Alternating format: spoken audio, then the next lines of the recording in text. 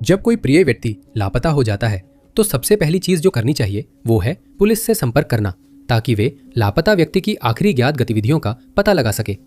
अक्सर इससे मामला सुलझ जाता है। कुछ गुमशुदगियों का स्पष्टीकरण नहीं मिलता और वे दशकों तक कोल्ड केस बनकर जांचकर्ताओं को हैरान करती रहती है। नंबर 10। बेंजामिन रॉसलैंड 19 साल का था जब वो अचानक गायब हो गया और आज तक कोई भी ये पता नहीं लगा पाया कि वो कहाँ गया या उसके साथ क्या हुआ।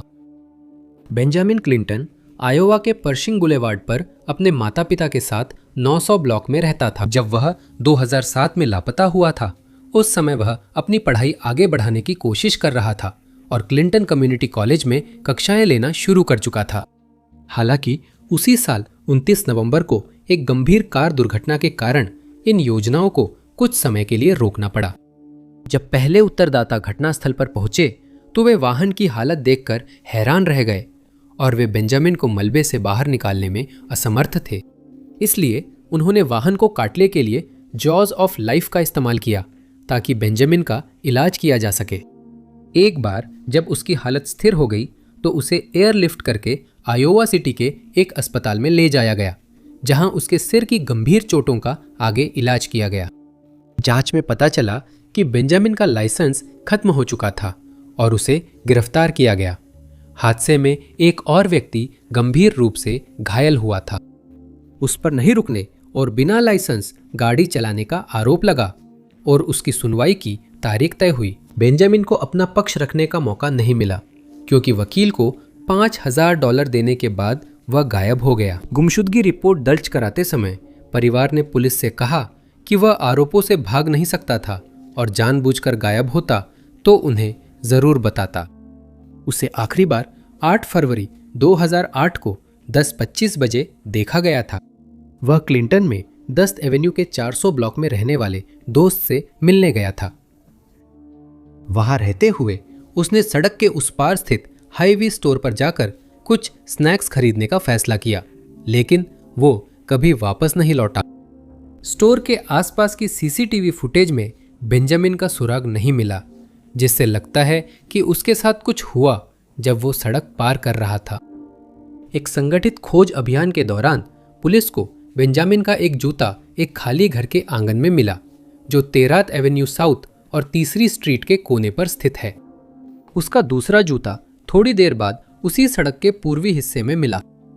जांचकर्ताओं ने उसके बैंक खाते और मोबाइल फोन की गतिविधियों पर कड़ी नजर रखी है, लेकिन उसके लापता होने वाले दिन के बाद से इनमें से किसी का भी इस्तेमाल नहीं हुआ है।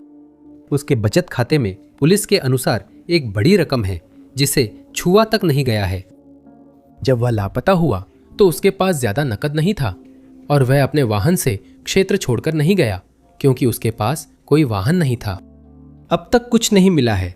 जांचकर्ताओं ने जनता से बेंजामिन या उसकी गुमशुदगी से जुड़ी जानकारी देने की अपील की है। उनका वर्णन किया गया है कि उनके बाल भूरे हैं और आंखें नीली हैं।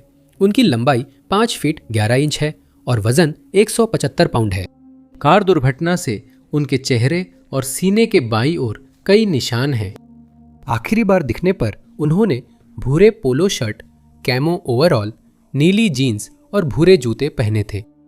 जिस किसी के पास भी ऐसी जानकारी है जिससे बेंजामिन के मामले को सुलझाया जा सके, वह क्लिंटन पुलिस विभाग से 563 243 1548 पर संपर्क करे और एजेंसी केस नंबर CL08 का हवाला दे। 0580 या क्राइम स्टॉपर से 309 762 9500 पर संपर्क करें।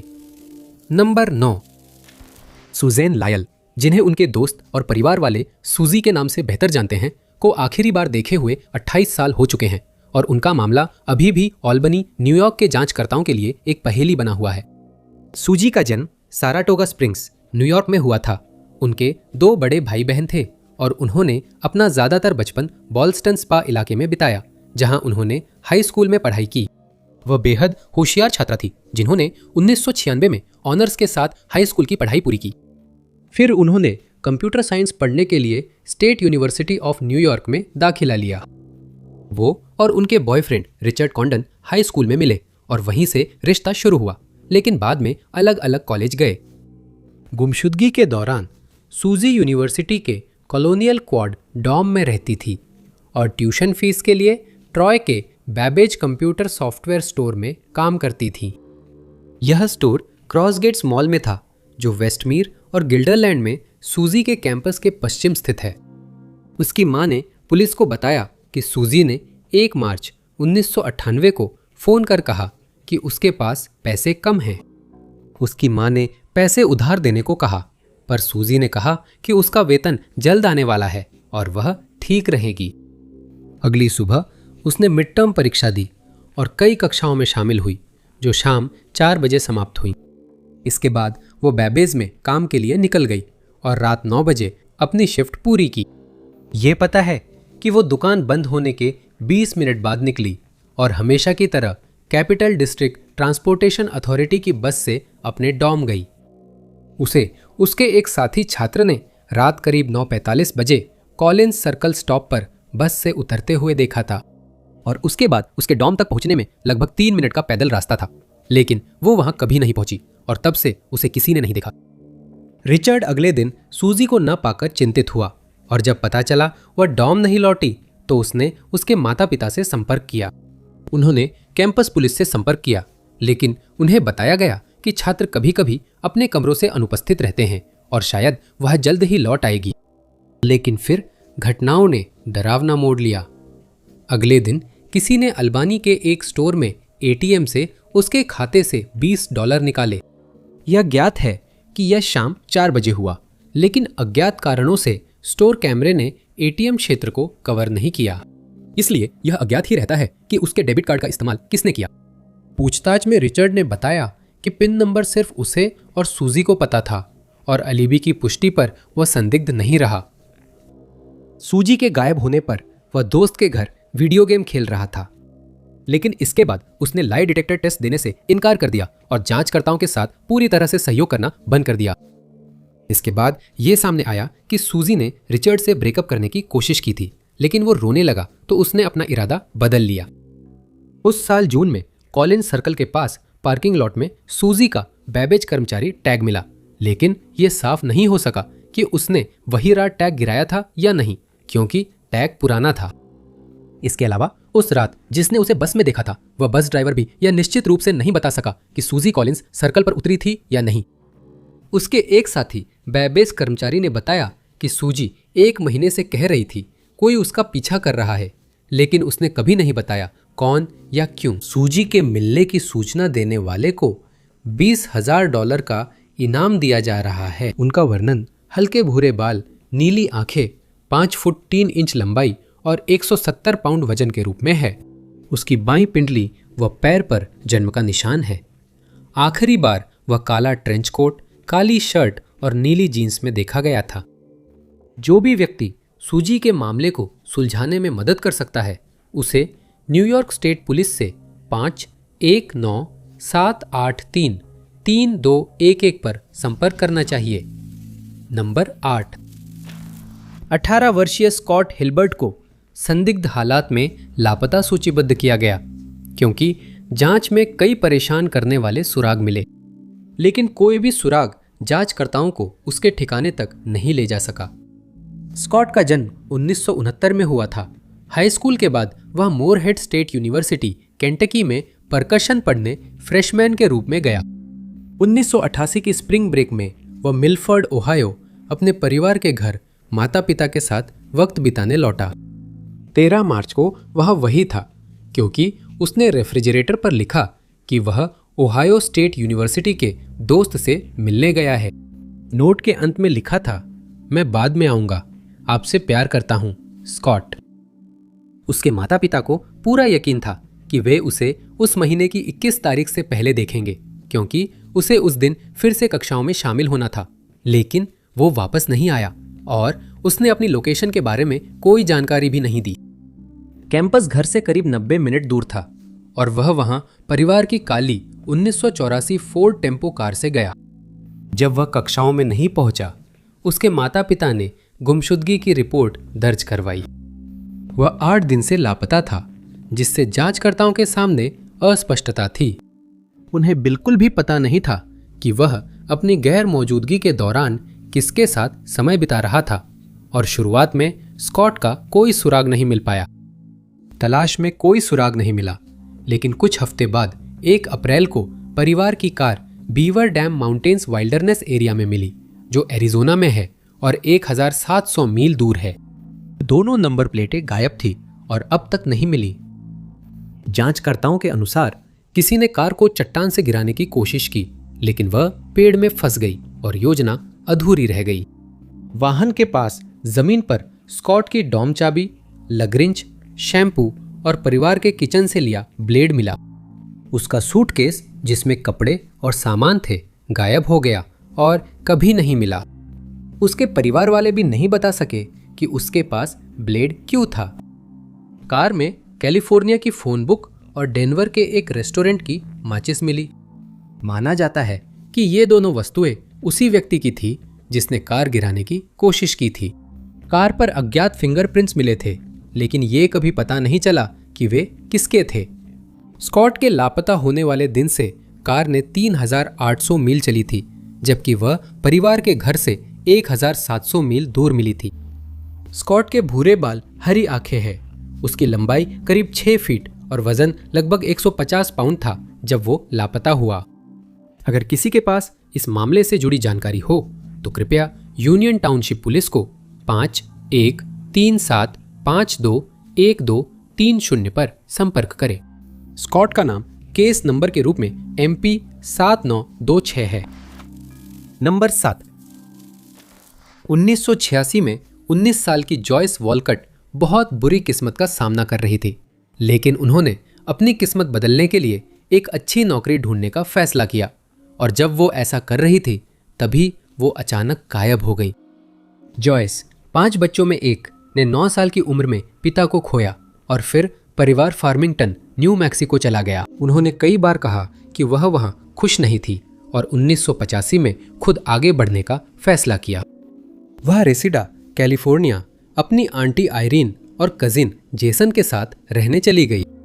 उन्होंने रेसिडा हाई स्कूल में दाखिला लिया, जहां वह डिप्लोमा हासिल करने की योजना बना रही थी, लेकिन फिर वह 2 कार दुर्घटनाओं में यात्री के रूप में शामिल हो गई, जिससे उनकी योजनाएं टल गईं।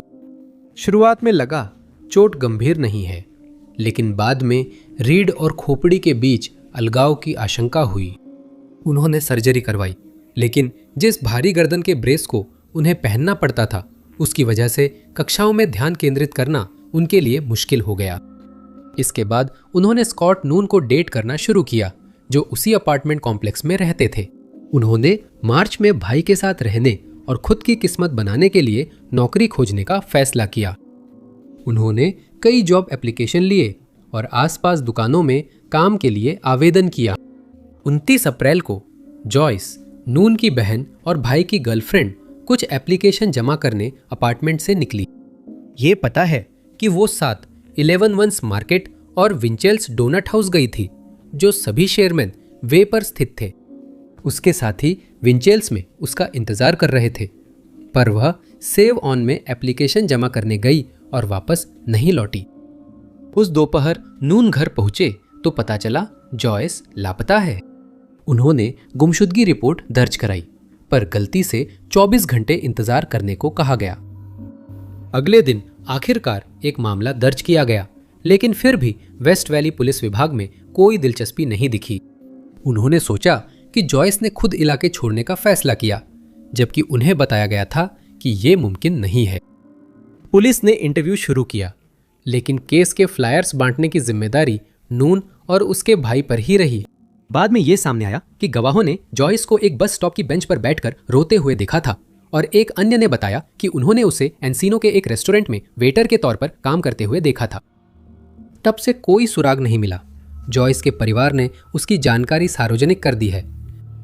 उसके भूरे लाल बाल, भूरी आंखें, लंबाई 5 फुट 3 इंच और वजन 106 पाउंड था।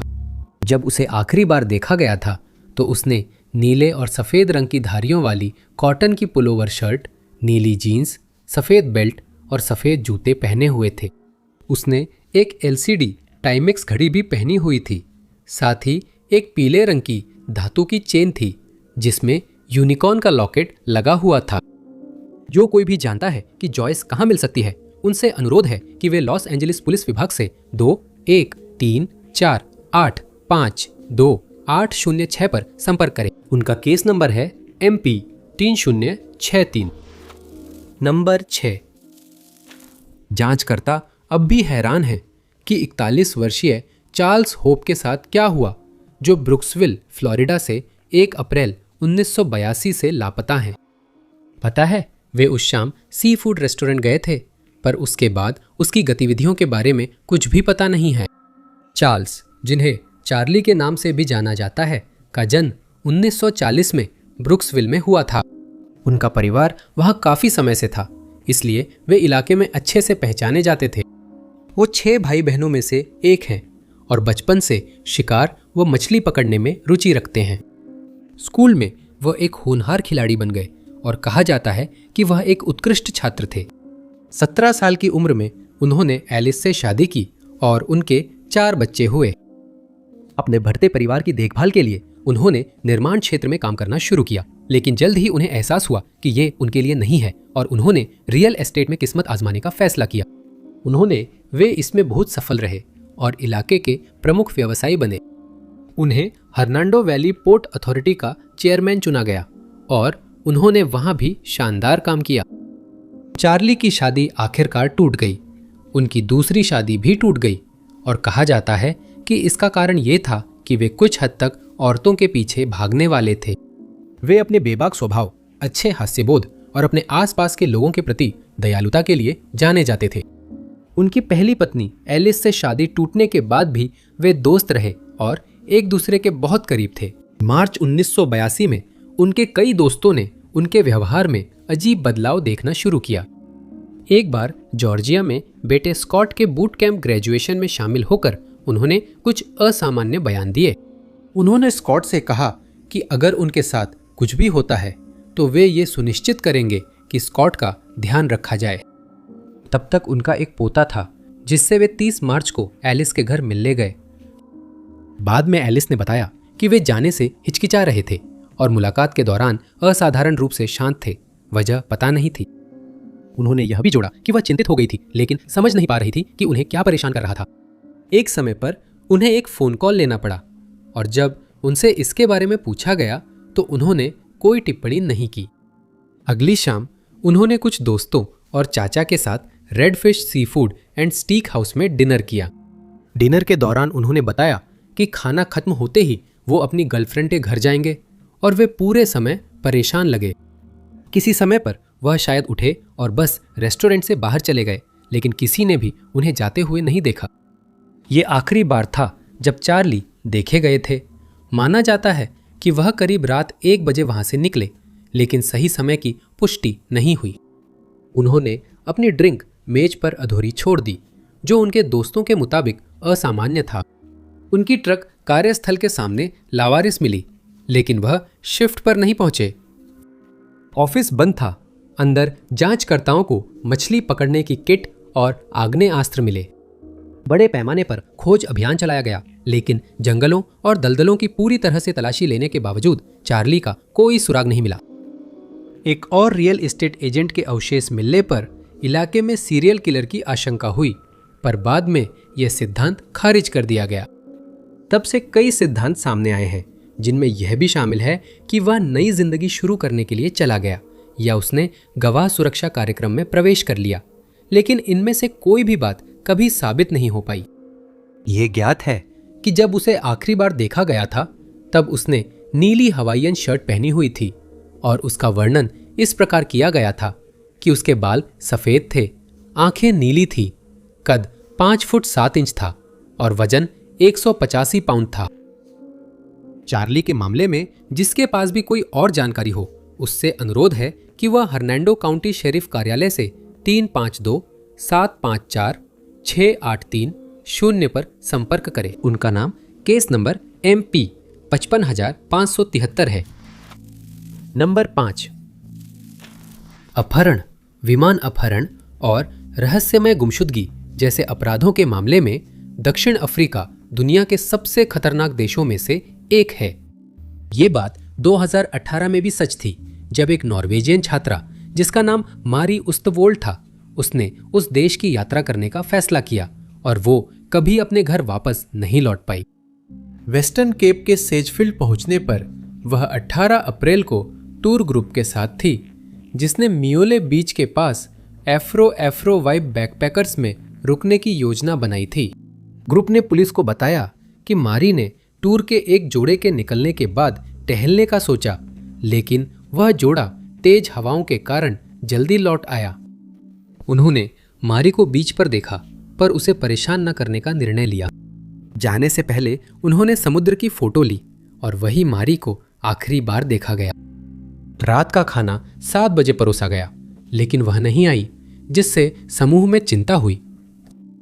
उन्होंने उसे उसके मोबाइल फोन पर कॉल करने की कोशिश की, लेकिन कोई जवाब नहीं मिला और शाम 7:11 बजे टूर गाइड ने राष्ट्रीय समुद्री बचाव संस्थान को बताया कि मैरी गायब है। करीब 20 मिनट बाद खोजी कुत्तों, पुलिस और सेजफील्ड सामुदायिक उन्मुख पुलिस की मदद से तलाश शुरू हुई, लेकिन मैरी का कोई सुराग नहीं मिला।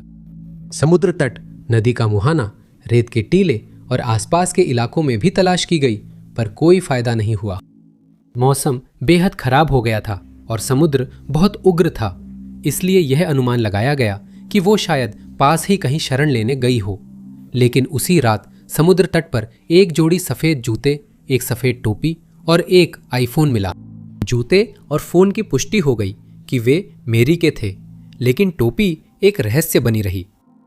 कई दिनों तक हवाई तौर पर समुद्र में और जमीन पर खोजबीन हुई, पर मैरी का पता नहीं चला। कुछ लोगों ने कहा मैरी को आखिरी बार सफेद टॉप, नीली जीन्स में देखा, जबकि दूसरों ने गहरे फूलों वाला टॉप, काली पैंट पहनी बताई।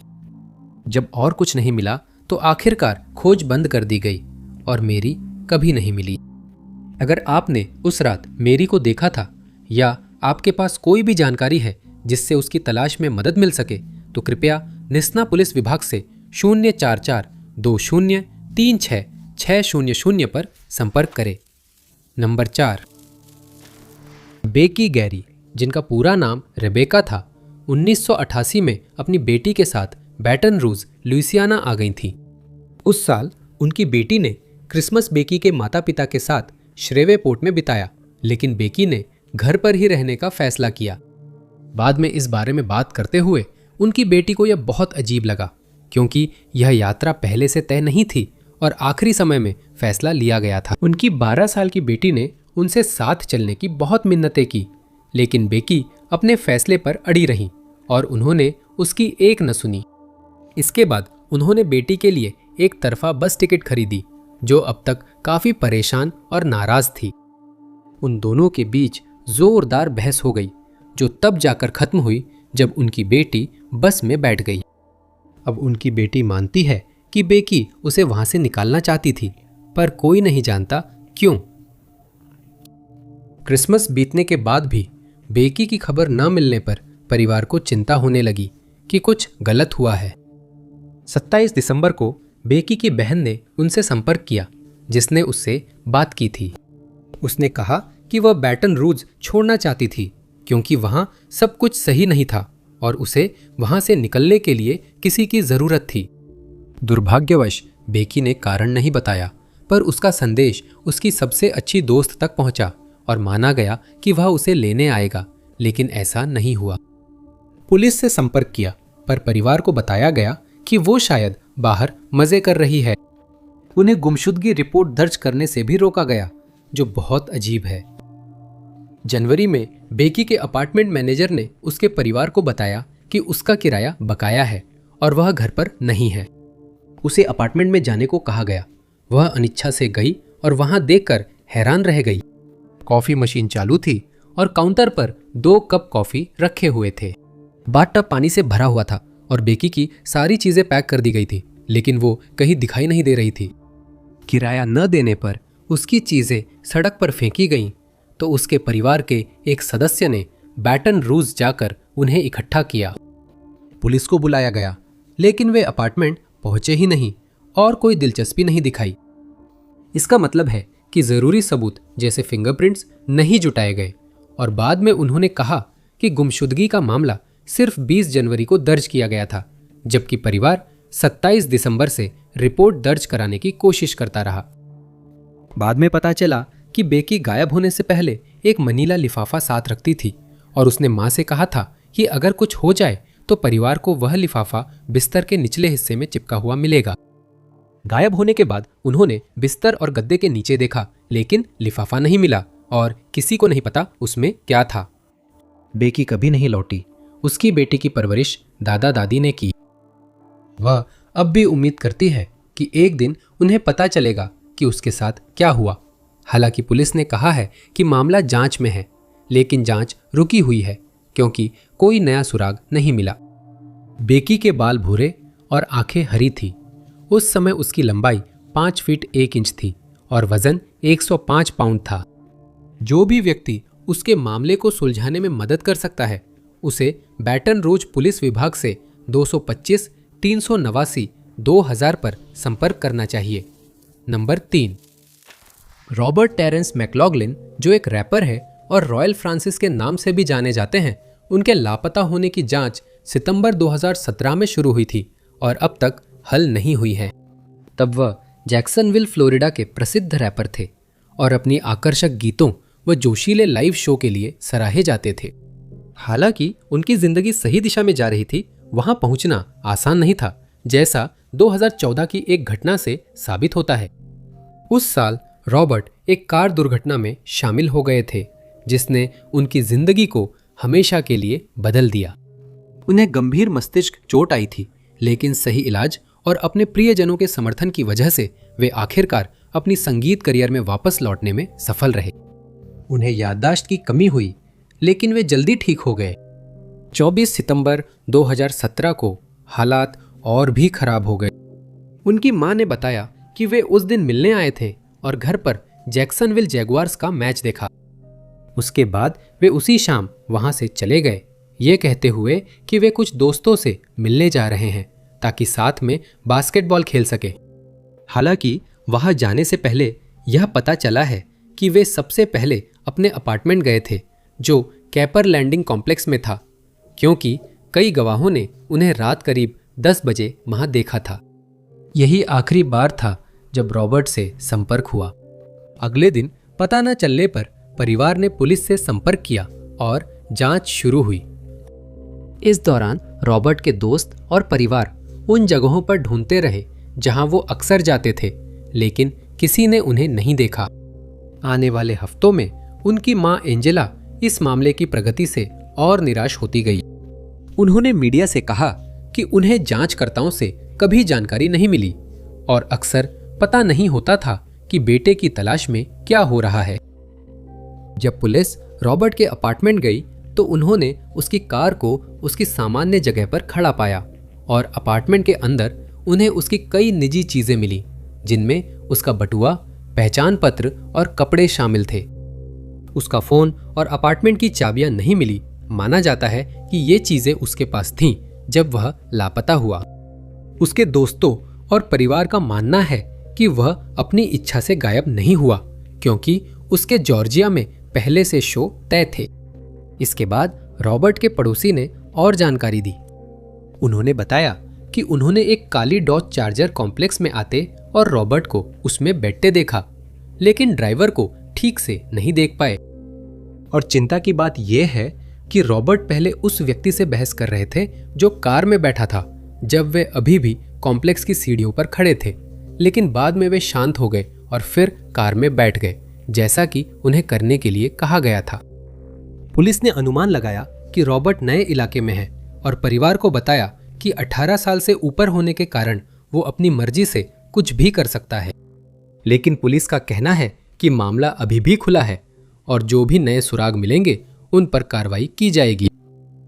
रॉबर्ट के काले बाल, भूरी आंखें, लंबाई 5 फीट 10 इंच और वजन 150-210 पाउंड बताया गया है। उसे आखिरी बार काले शॉर्ट्स, काली टी शर्ट, दोनों बाजुओं पर टैटू, सोने का एक दांत, दाढ़ी और डेडलॉक बालों के साथ देखा गया था। जो भी इस मामले में मदद कर सकता है, उसे जैक्सनविल पुलिस विभाग से 904-630-2627 पर संपर्क करना चाहिए। नंबर 2, कई लोगों को लगता है कि जेमी जो टेट के गायब होने में किसी आपराधिक हरकत का हाथ है। 33 वर्षीय जेमी जो टेट इंडियानापोलिस, इंडियाना की है और जुलाई 2020 से लापता है। ये मामला 31 तारीख को शुरू हुआ जब जेमी अपने पूर्व प्रेमी रॉबर्ट सोरेल जूनियर के साउथ वॉर्मन एवेन्यू के 500 ब्लॉक स्थित घर गई। दोनों साथ थे, लेकिन जेमी ने रिश्ता तब खत्म किया जब सोरेल्स उसके साथ दुर्व्यवहार करने लगे। जब जेमी ने उनसे रिश्ता तोड़ लिया तो सोरेल्स शायद यह स्वीकार नहीं कर पाए कि उनका रिश्ता खत्म हो गया है और वे लगातार जेमी का पीछा करने और परेशान करने लगे। यह स्पष्ट नहीं है कि क्या हुआ, लेकिन गवाहों ने पुलिस को बताया कि सुबह लगभग 5 बजे उन्होंने बाहर शोर सुना। जांच करने पर उन्होंने देखा कि जेमी और सोरेल्स उसके घर के बाहर बहस कर रहे थे। वहां से झगड़ा और बढ़ गया और आखिरकार सोरेल्स ने जेमी को पकड़ लिया और उसे घसीटते हुए अपने घर के अंदर ले गया। यह आश्चर्य की बात नहीं कि वह जेमी के मामले में मुख्य संदिग्ध बना, क्योंकि उसे आखिरी बार तभी देखा गया था जब वह तय समय पर घर नहीं लौटी। तो परिवार ने 5 अगस्त को इंडियानापोलिस मेट्रोपॉलिटन पुलिस विभाग में उसकी गुमशुदगी रिपोर्ट की। कई दिन बीत चुके थे उसे देखे हुए, जिससे जांचकर्ताओं को भारी दिक्कत हुई। उसके दोस्तों और परिवार से पूछताछ हुई, लेकिन किसी को नहीं पता था कि जेमी कहाँ है। कई लोगों के नाम जांच के दायरे में आए, लेकिन सुराग न मिलने से मामला ठहर गया। तलाशी वारंट जारी किए गए और उन पर अमल भी किया गया, लेकिन कोई फायदा नहीं हुआ और आखिरकार पुलिस ने जनता से अपील की कि अगर किसी के पास कोई अतिरिक्त जानकारी है तो वह आगे आए। उन्होंने बताया कि कुछ सुराग मिले हैं जिससे लगता है जेमी के साथ कुछ गलत हुआ है। सोरेल के पड़ोसी ने फिर आगे आकर बताया कि उसने उस रात क्या देखा था और कई और पड़ोसियों से भी पूछताछ की गई कि क्या उनके पास उस तीखी बहस के बारे में कोई और जानकारी है, लेकिन कोई भी कोई और सुराग नहीं दे सका। यह भी सामने आया कि जब वह 31 जुलाई की दोपहर करीब 3:30 बजे वेस्ट वॉशिंगटन स्ट्रीट पर चल रही थी तो एक नीली कार में किसी ने उसे कुचलने की कोशिश की, लेकिन वह समय रहते रास्ते से हट गई। ये साबित नहीं हुआ कि इसका उसकी गुमशुदगी से संबंध था या नहीं, लेकिन साजिश की आशंका के कारण इसे नकारा भी नहीं गया। आने वाले महीनों में उसके कुछ दोस्तों की ऑनलाइन टिप्पणियों ने जांचकर्ताओं की चिंता बढ़ा दी। उन्होंने कहा जेमी शायद ब्लेक बर्नाउ से जुड़े अपराध की गवाह थी जिसे मृत पाया गया। उन्होंने अनुमान लगाया कि अपराध देखने के कारण वह बर्नेल की हत्या करने वालों का निशाना बनी और वही उसकी गुमशुदगी के लिए जिम्मेदार थे। अनुमान है कि वह पुलिस के साथ काम कर रही थी, इसलिए अपराधियों ने उसे चुप करा दिया। ये सब अभी भी सिर्फ अटकलें हैं और जेमी का भाग्य अब भी एक अनसुलझा रहस्य बना हुआ है। उनके बाल भूरे, आंखें नीली, लंबाई 5 फीट 6 इंच, वजन 140 पाउंड बताया गया है।